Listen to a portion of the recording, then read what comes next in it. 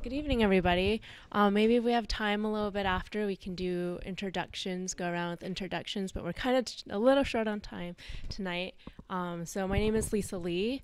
I've been volunteering with NYC Mesh since September of 2016. So I'm going to go through real quick. I've been working a lot on outreaches. We're going to go over our neighborhood outreach to date, and we'll share with you guys what we've accomplished so far and how you guys can help us because we absolutely need help. So Chinatown, I've taken on that area. So our Supernode is mounted on 375 Pearl Street, on the roof of 375 Pearl Street. We are working with the Wong Family Benevolent Association at 24 Bowery. A lot of the buildings in Chinatown have like a clear line of sight to the rooftop. So the success from working in Chinatown has been through introductions. I know the executive director of the Chinatown Business Industrial Improvement District, Chinatown BID, and he is interested in putting Wi-Fi in a couple of the parks and a few buildings. So we're working with him on that. And then just at a holiday party, I met somebody who was part of the Wong family, and he said, look, this building hasn't had Wi-Fi. They've had the building since, I don't know, the 30s or something. They own the whole building. It's 4 floors, and they're looking into getting internet, but it's an older community. It's more of a senior center. And the guy I met was like, this is a brilliant idea. Why don't you come in and speak with us about it? So we're working with them on that. But a lot of these have been introductions so far. We've done cold calls. We've done cold outreaches as well. You do get, some people who respond back, but it's a little bit harder. Bed-Stuy, Charlie has been working in Bed-Stuy. We have neighbors in Bed-Stuy who are sharing internet and part of the network there, and a cafe and other local business owners. Again, Charlie lives in that area. It's been mostly just like partnering with somebody that he knows there. We have East Village. Brian has worked on East Village DBA Bar where we meet. And again, neighbors.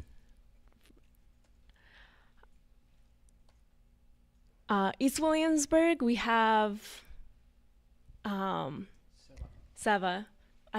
Do you want to add anything to what he's doing? I don't know too much about that one. He has a boat out there. You can see in the photo. So, and he's setting up a community center in there, and he knows a lot of people in the neighborhood, and including all of those red dots on the map, and yeah, we're trying to connect up that whole neighborhood. So how can you be part of this outreach? What to say, because it's very important to be accurate. The people that I've worked with at Chinatown, they don't know a whole lot about broadband internet. They're not really adopters. They didn't need internet up to today, right? When they realized we need to get more young people into our community center, or else it's all going to go away. So how do you describe this to them? We're not exactly free. But we don't have monthly fee. That's true. But what we suggest you share is that this is a low cost alternative to your regular internet service providers. There is a monthly membership donation, very optional. $20 a month is the suggested donation, and people are very receptive to that. So not everybody can have internet, right? Not everyone can have internet access from their building. So with the right equipment, they can. And with the right line of sight, they can as well. And then no contract, which isn't completely true. There is a license agreement, which is very basic. It's on our website. If you go to nycmesh.com/join, you can look through the agreement. And it's basically just to, well, you guys understand, right? But there isn't some conversations they'll ask, am I committed to this for a year? And they're not. So we want to clarify that. To your techie friends who understand internet, broadband, everything, nycmesh.net/join. Everything's on there. They can request a node.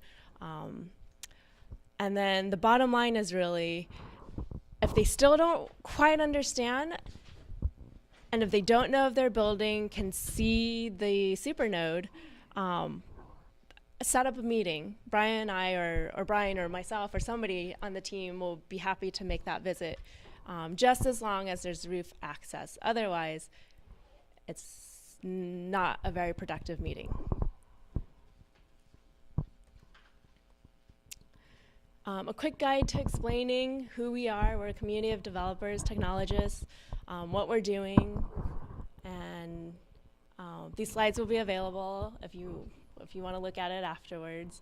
And then how do we do this? We survive by grants. We are the winner of Beyond the Net, donations, and isoc-ny is our fiscal sponsor, and Brian will talk more about that.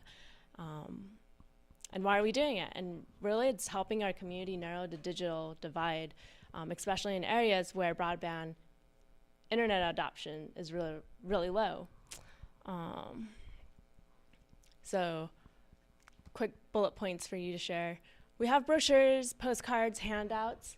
It's all available on nycmesh.net/leaflet.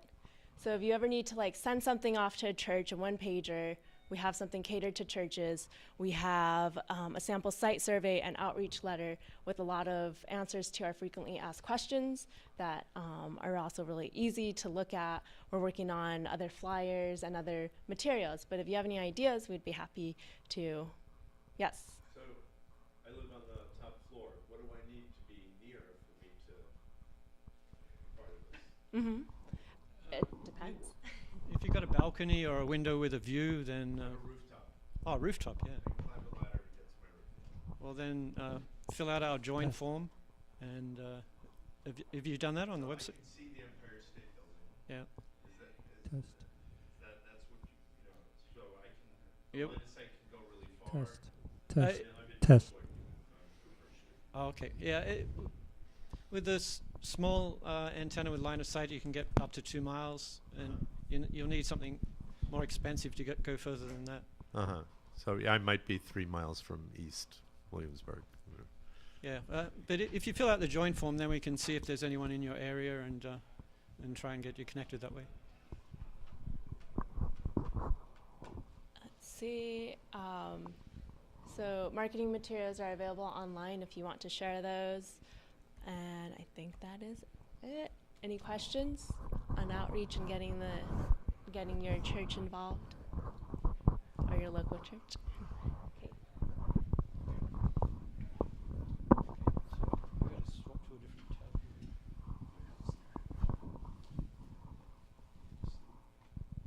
There isn't something about that it takes a lot of prayers to make it work.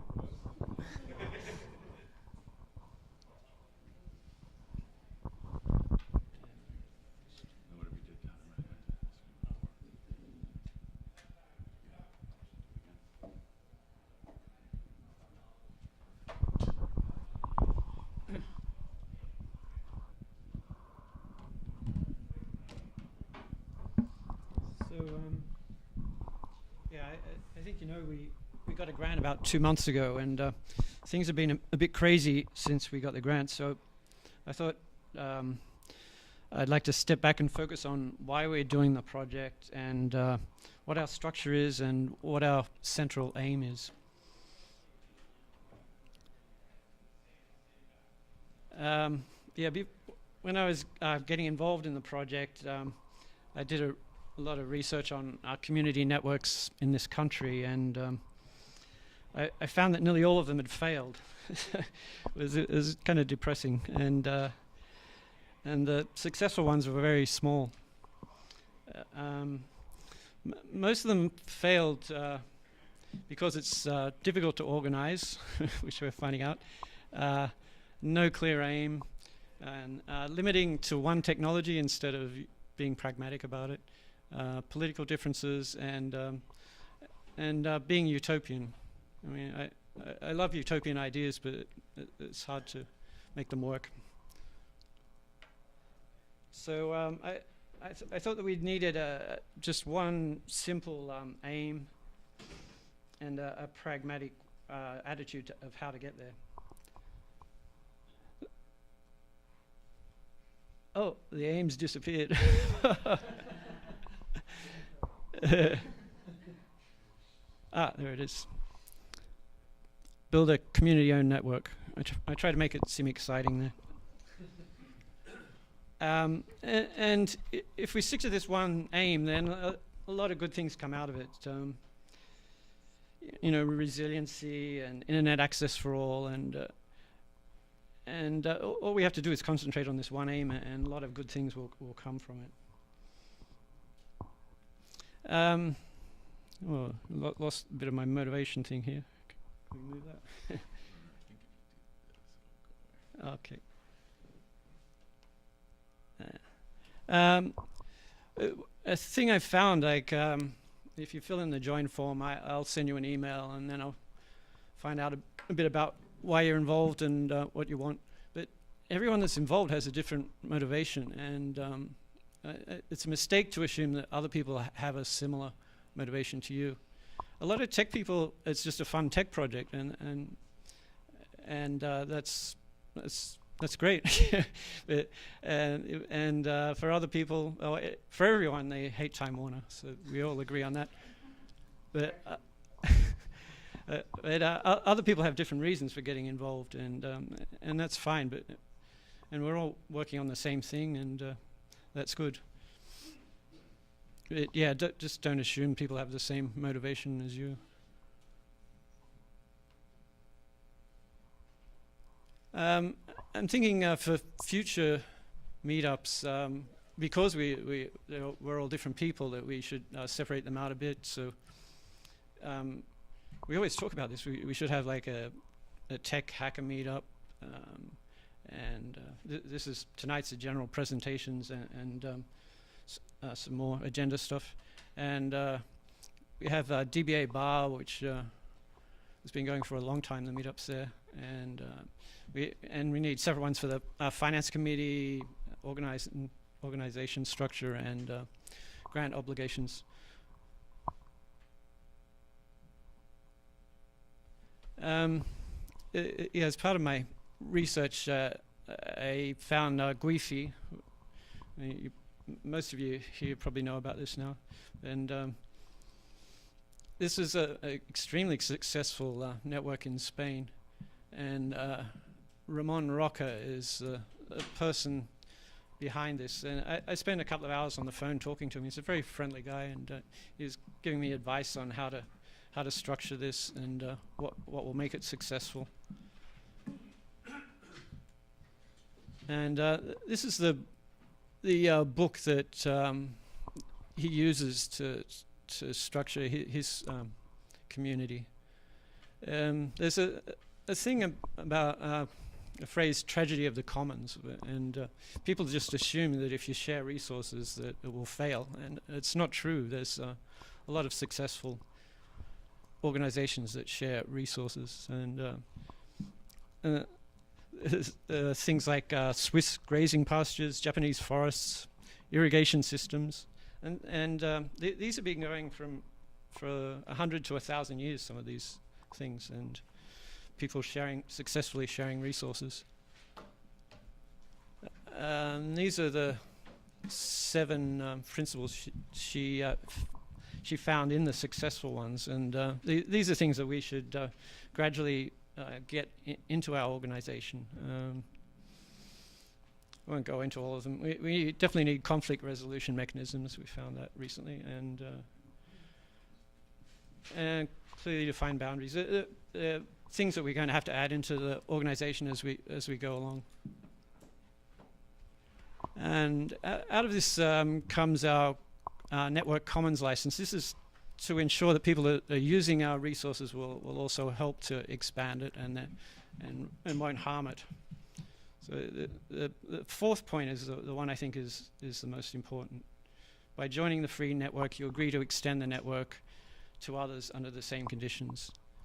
So if we install a router on your rooftop, you should agree to let someone else connect to that, or even let someone else put another router on your rooftop to extend the network out further.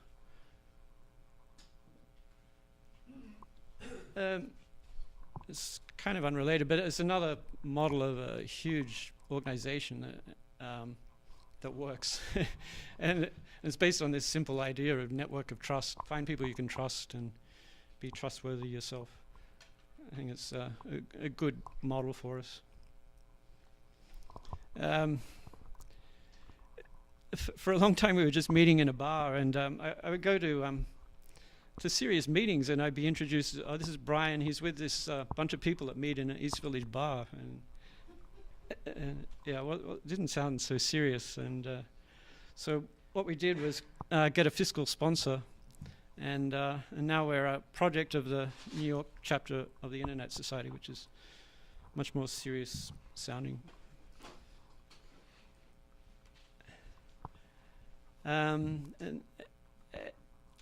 Having a fiscal sponsor, you're not really a legal entity. What you are is a project of the sponsor.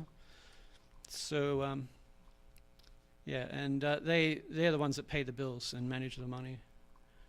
So and they're also a 501c3.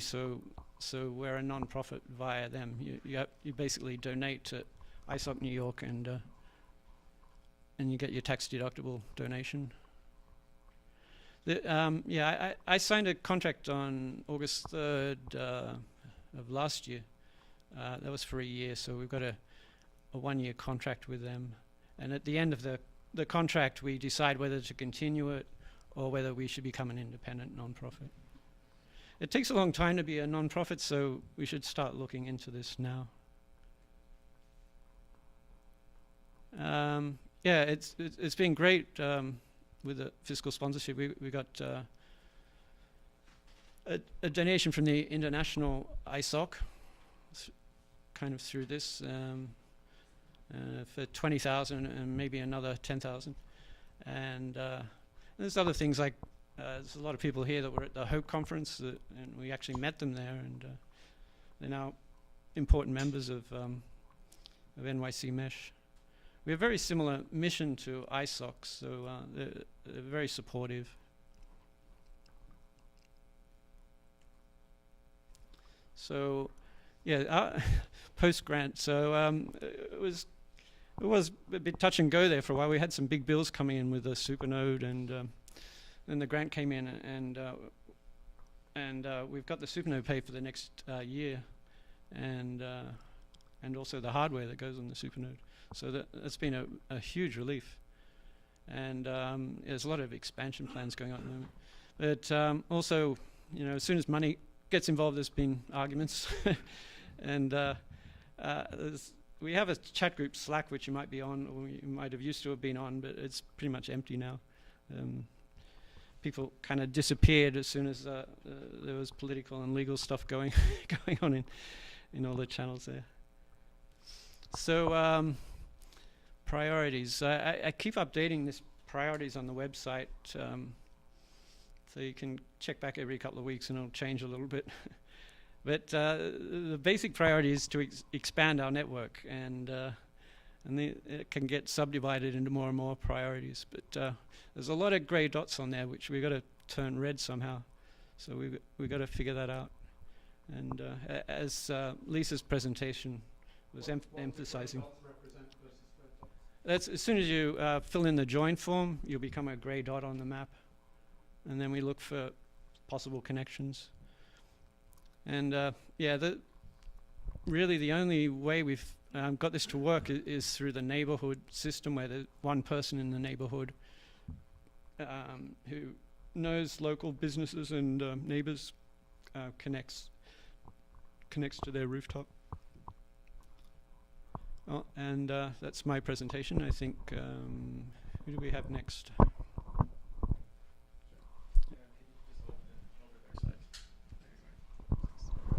Okay, so my name is Zach, and I've been playing with NY Mesh for a few months now. Really, my background is in the technical fields, especially networking and servers and data centers and that kind of stuff. So the reason I'm helping here is I'm trying to help the Supernode get into position, and so I'm going to give you a little status update about where we are and why we might want to do this, and so on. So first, we should probably just talk about what a mesh looks like in general, and that might tell us why we want to have a Supernode and what it'll do for us. Generally, Brian mentioned earlier GUI, and that they're one of the most successful meshes out there. Just this one little section of Spain has over 9,000 active nodes, and it's fairly dense. You can see there's a lot of neighborhoods where there's dense structure. And then there's some spots that have a tall building or a tall mountain, and many 5 or 10 or 30 nodes connect to that one spot. And one of the reasons for this is, there's mountains and hills and buildings in the way, and so on. And in this kind of setting, home internet is often shared, but GUI has quite a bit of commercial internet as well. So what about us? If you look at the maps we just talked about, this is kind of us right now, and there's, as Brian mentioned, a lot of gray dots, which are the inactive nodes that are potential spots. But we have different problems in New York than they have in Spain, and we have some of our own fun challenges that are more technical rather than the legal or other political issues. Mainly in New York, we have apartments, not houses, so we don't always have a rooftop, and we're not on rolling hills throughout a countryside or something like this. People move every year or two, so a lot of inactive nodes occur, right? Yeah. Buildings can't see each other because there's various size buildings over different years, and you might not be able to see 2 buildings down, but you can see the Empire State Building or something weird. And we end up with little clusters of meshes. We talked about earlier about 4 or 5 different neighborhoods that each have their own little mesh that are sharing internet, and they're all part of the NYC Mesh project, but they may not be able to see each other very much. So we still rely on Time Warner or our favorite telephone company. So we have problems like this where our buildings are, I guess these were supposed to be in order, sort of. Our buildings, we can't really see each other, and then there's tall buildings in the way. For example, here's a node I was trying to connect to. Clearly, there's about 6 buildings in the way between myself and this other person. So that's not very cool. So what can we do about this? Well, and small meshes. I forgot to change the slide as we were going. Small meshes, here's the East Village. And it's fairly dense, just a little block right there, but they probably can't see the neighborhood just adjacent to them. So how can we solve some of these problems? Well, we can think about something like a Supernode. Basically, it comes down to, let's get a tall building with lots of internet. That'll help us fix the problem of lots of buildings being able to see each other or not. It'll fix the problem of trying to remove us from Time Warner and sharing really small amounts of internet with lots of people. The traffic goes up, so we can all watch Netflix at the same time. And it'll be, with our number 1 and 2 goals on that previous presentation about get users on the Supernode and install tall buildings, this really pushes us towards those goals, which is get more people on the Supernode. It's like a regular mesh, but people can just stand up and directly join the mesh. You don't have to look for your neighbors. You can hopefully decrease the amount of time it takes for people to get on the mesh. They can just aim an antenna that direction and get on. At least that's the idea. So increase node count, decrease time to join, and be able to see your neighbors more easily, or at least something else if you can't see your neighbors. So, we talked about kind of Internet Common and Time Warner and all these other, or Spectrum now, excuse me, and these other companies that are selling us internet. Well, they're really kind of down here in the bottom quadrant. We have Verizon and Time Warner, Verizon Fios, not commercial Verizon. And they're really access ISPs, which are buying internet from another company, who are buying internet from another company, and so on. What we're doing with the Supernode, kind of the one goal is tall building. Well, we have that. Second goal is get lots of internet. So if we make ourselves kind of right here in the right-hand corner, if we connect to some internet exchanges and we connect to some regional ISPs that are cheap or free, we can kind of skip the bottom. And the bottom is where it becomes really expensive. They end up selling you, $30 or $50 a month, something which costs them $2 or $3 that's shared anyway. So we're just going to bypass that whole shared infrastructure and make our own shared infrastructure. Instead of sharing on top of sharing on top of sharing, we're halving every time we share, or we're reducing every time you share. So we're going to jump over here and energize some large portion of our organization here. This was from a previous presentation, but I just stuck things on top of it. Exactly, and I credited them, so yay. So this is kind of where we're going with a Supernode. We have this kind of multiple goals simultaneously trying to be achieved here. So where are we with that? Well, my emoticons changed here. Oh well, our space and servers are in place. That's done. We have fiber optics to the internet exchange. It's done. Wires to the rooftop. We acquired an autonomous system number, so we are equivalent to other ISPs according to the internet.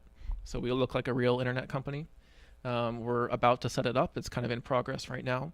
We have some of our antennas up and running and pointed towards stuff. We have actually mostly towards the East Village. We have 1 or 2 different antennas pointing back at it, so it's getting there. And we're about to connect to a regional ISP. So there's progress. It's not something that's, it's not on day one, the Supernode lease is signed, and then suddenly with internet, there's a lot of middle stuff that's going on. And, I did a couple of these latter things, and some of the other ones were done earlier. So just again, this is like a status update to show you the progress we're making with the funds that have been doled out and spent and so on. So in the October-November timeframe is when the Supernode started. It kind of had this structure. It was just a couple servers and a small switch and a little bit of fiber. And later in December, we grew it by adding more servers and kind of fleshing out. You see there's actual, numbers on here and purposes. And we're moving towards this kind of structure on the far right side where you see we have some ISPs, we have some internet exchanges, we have this multiple routers thing. And this way we can actually push traffic to nodes that are out in Manhattan and in Brooklyn and areas like that successfully, and kind of you can use it, right? It makes it really usable, and you can do multiple things with it. For example, we're kind of aiming, with the goal of trying to push or trying to make it so people can just join, increase the node count, decrease the time to solution, right? We're going to allow people to connect to the Supernode in multiple ways, either just a kind of individual user with a laptop pointing towards the Supernode with a big antenna, so laptop plus big antenna.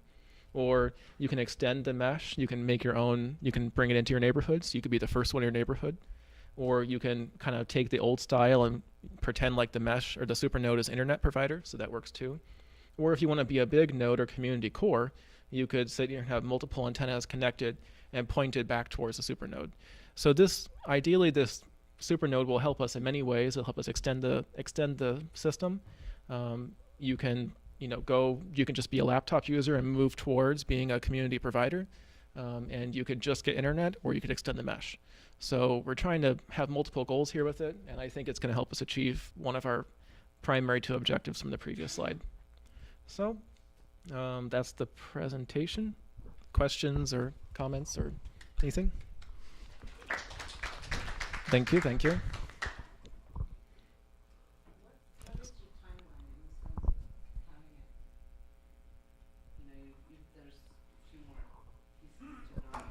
Yeah, that's a good question.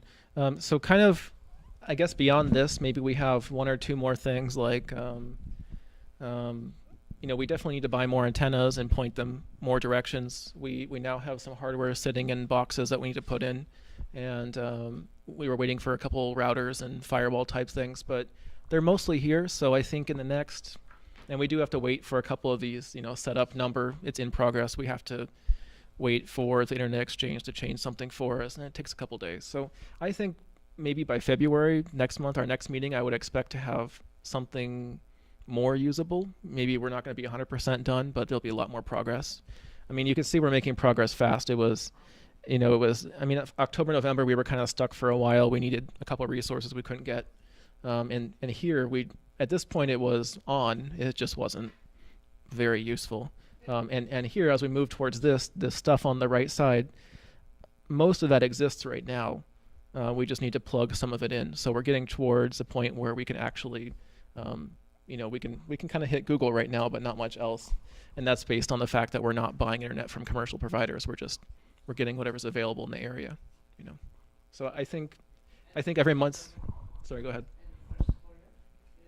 I think so. we're a community project, so there's not like there's no agile project management here, but I think or it's very, very agile, let's put it that way. But right. But I think, yeah, we're making progress faster and faster now. Now that we have funding, especially, that helped a lot. And we were able to purchase some things which will remove some of the more home components and use more commercial components, so we can just plug things in and it'll work each time. So we're getting towards there. Yeah. Do you guys have like a location set up, or have you guys identified locations for like possible secondary supernodes?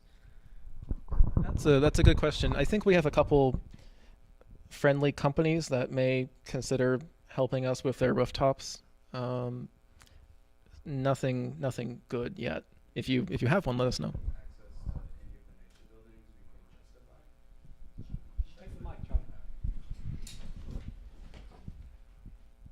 I met with Josh Bart, who leads the City Task Force Broadband Initiative, which was formed after a Pew Research study showed that 1 out of 3 New Yorkers can't afford access to the internet, and that I think is like the ultimate target of at least for me.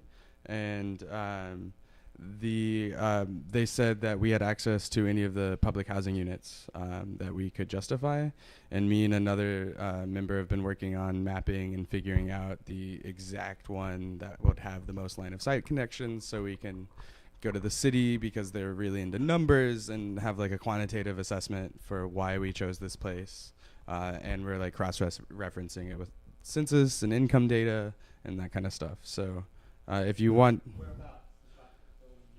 I mean, it's going to be in the outer borough, probably East New York or like Belrose, Queens. There's a couple options in the South Bronx, North Staten Island. There's a bunch, and I'm kind of looking, I want to build like a 5-year plan looking at, from initial estimates, we should be able to cover the city with only 16 supernodes, and they should all be able to see each other. So. The city's thing against Verizon unfulfilling the file, they produce a map of the underserved? No.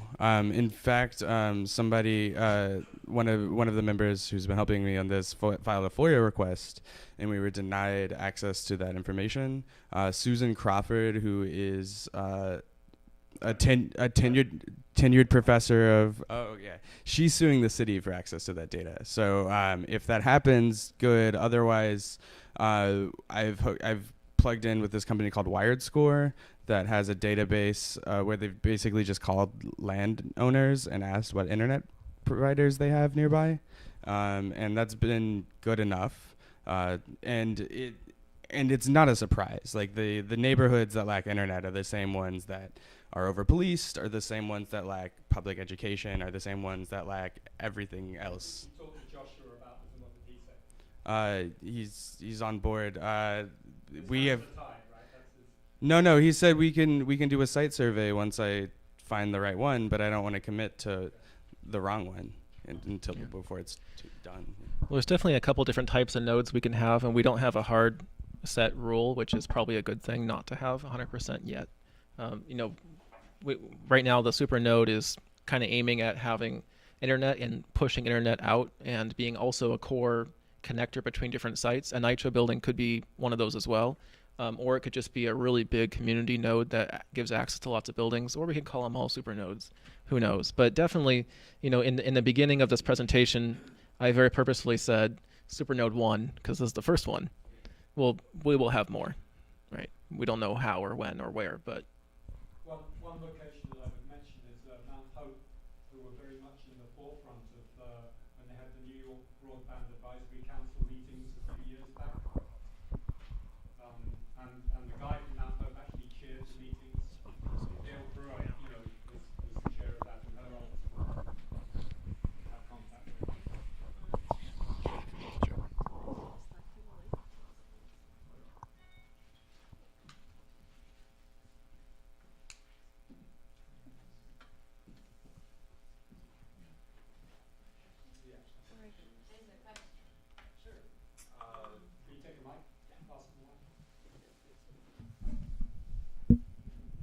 Maybe I'm getting a little ahead of what's on the agenda, but as someone who's kind of brand new to this,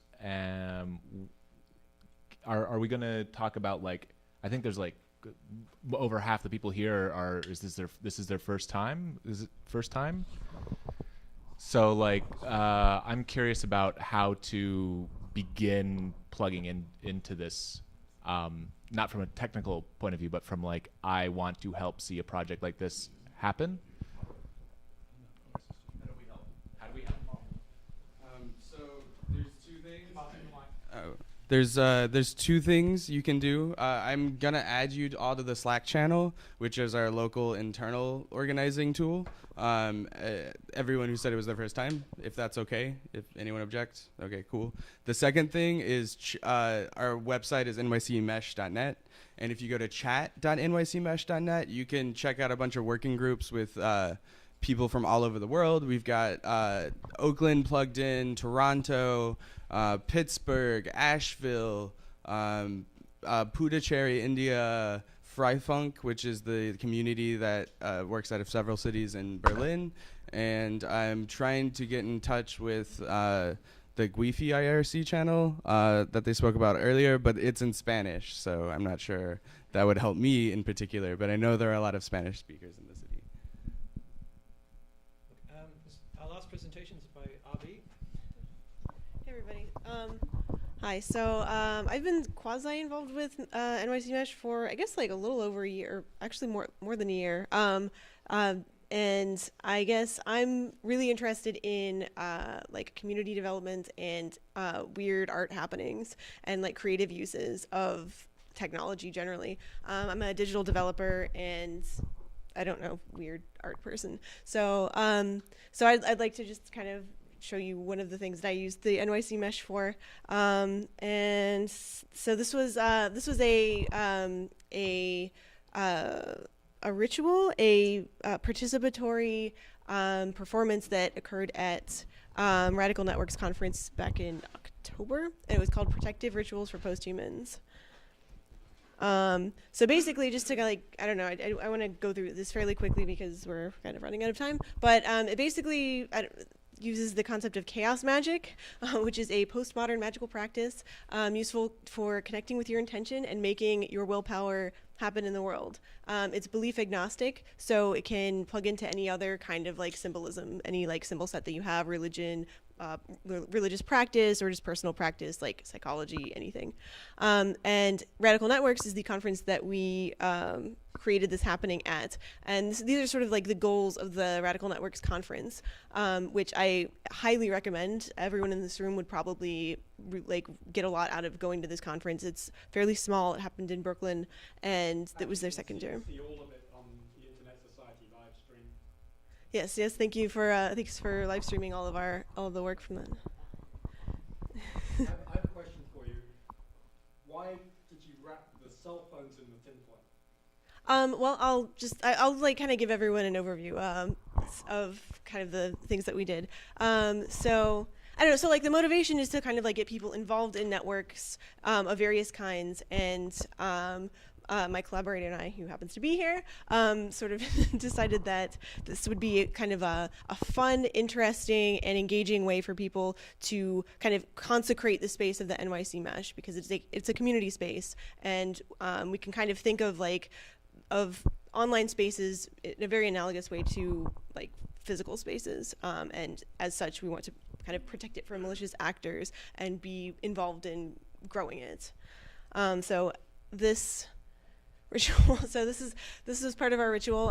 You can see in the middle of the stage there is a Wi-Fi router that had the NYC Mesh firmware on it, and we hosted an app on it that everyone used. So we had about, I don't know, between like 50 and 60 people who showed up for our ritual. You can't see them; they're like in the audience behind the camera right now. But we kind of got everyone involved in making, like, kind of paying homage to the hardware that we were using, as well as forming a literal network with our bodies and internet cable and Ethernet cable. And we also ritualistically protected our phones, our small pocket computers that we use daily, using aluminum foil to make a Faraday cage around them and so protect them from malicious actors even further. I thought the bit where everybody wrapped themselves in the Cat5 cable in the cycle was very effective. Yeah, it was very impactful. I'm glad it impacted had the desired effect. So kind of as a culmination of a lot of this, we all created a sigil. So a sigil is just is a magical symbol that symbolizes our intent. Our intent for this ritual was the NYC MeshNet is safe and strong. And since this was a group ritual, sort of distributed, we had this app that everyone could use on their phone that was hosted on the mesh router called Sigil Pro. And the Sigil Pro used the accelerometer data you could like draw the sigil using your device motion, and then cast the sigil into the void. So Sigil Pro, this is sort of a screenshot. It does accelerometer-controlled spellcasting software. It leverages the distributed nature of mesh networks to create a stronger magical force, and engages magicians in using their personal computing devices to manifest intention, because we have them with us all the time, and this is just sort of a way to connect our intention with the tools that we're using every day to make things real.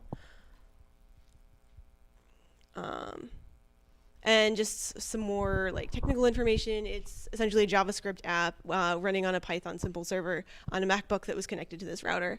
And the smartphone's clients just connected to the IP, and it uses the Ubiquiti nanostation. And we have it in reverence on the stage here, the cloth of gold. So yeah, NYC MeshNet is safe and strong. This was sort of the intention for the ritual, and we just we just wanted to have fun with it. We wanted to use this technology in a creative way and get people a bit more engaged in things that are very useful for them and for their community. And I had a great time. I don't know if you had a great time, but yeah, and it seemed like people, I don't know. It finished off with this catechism of the OSI layer model. Right, yeah. So yeah, I'd like to just thank Radical Networks 2016 for letting us do this bizarre art happening, NYC Mesh for making a wonderful community space online, the Chaos Computer Coven, who we are, and my collaborator, and also our photographer. So yeah, if you guys have any questions, maybe I could take one or two questions, or we could just go back to general mesh questions. Yeah, thanks guys. I'd like to introduce Chris here, put him on the spot. Hello. Good, Chris Grandeman. He's the former chair of founder of our Colorado chapter, and he's formerly the head of isoc-ny Deploy 360, which deals with routing security, where he went around and evangelized routing security. So I'd just like your comments on what you've seen in terms of. I'm a big fan of sigils. Safe and strong. Do you think this is, and is there anything that they're missing? I think we're well on our way to having a safe and strong NYC Mesh, and I think obviously it looks like very recently in the last couple of months a lot of activities happened here in general, and I'm very encouraged at the progress that's being made here, and I think we can really pull something off. Do you think we can bring chaos magic back to the cybersecurity community? I think it's already there in large parts. Absolutely. I just want to say that there was a question online which I don't know we have time to answer, but I think it's a very general question that people have, and the person saying, what does it mean you can get Google and you hope to get anything else? If I get this, can I get Netflix? And I think there's a need for like a very maybe it's in your document, your leaflets, which I haven't read, which is a simple FAQ that people can get at. Do you have that on the site? For the kind of. No, well, that's my point, you know. So, but that's for anybody coming to it not really knowing, that's their very first question. How does it work? How will it work for me? Yeah, the comment about we can only get Google right now and so on was not meant to say that the mesh can't get anything else. We're definitely not blocking. Our goal is you can do anything you want as long as it is within the rights of the network, etc. what that was talking about is in on the node, on the mesh, the Supernode, when we're setting it up, we're not buying internet from anyone. We're going to be connecting to other peer networks, other tier 2 networks, internet exchanges, and so on. So right now, as of the current state, we can only get to other open access, open peering sites such as Google, Netflix, Amazon, because they freely give you access to their network. It's for their benefit to do that. So we're partially through that. The AS number we just acquired last week is helping. So on. No. So again, when you say this, the comment about we can only get to Google and so on right now is purely in the context of the status of the Supernode as of today, right? It's not finished, yeah. So that's the status, is we can get to some parts of the internet, not all of it yet. The NYC Mesh, if you're on the Supernode, you can see other people who are on the Supernode right now, right? So it's very limited at the moment because it's still in progress.